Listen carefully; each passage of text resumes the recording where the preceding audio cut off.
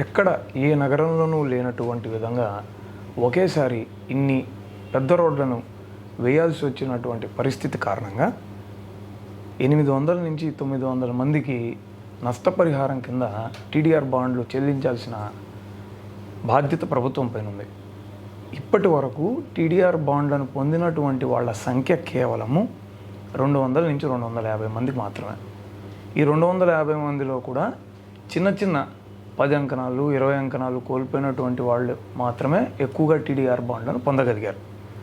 Majority రోడ్లలో పెద్ద ఎక్స్టెంట్ల స్థలం కోల్పోయినటువంటి వాళ్ళందరికీ బాండ్లను ఇచ్చే విషయంలో ఒక కమిటీని ప్రభుత్వం ఏర్పాటు చేసి ఆ కమిటీ నిర్దేశానుసారంగా బాండ్లను మంజూరు చేయాలని ప్రభుత్వం భావించింది. దాంట్లో కొంత ఆలస్యం జరిగిన మాట వాస్తవమే. మిగిలినటువంటి వాళ్ళందరికీ కూడా సకాలంలో, ఇప్పుడు ఈ రోడ్లు పూర్తయి ఇంకా సంవత్సర కాలం కూడా కాలేదు.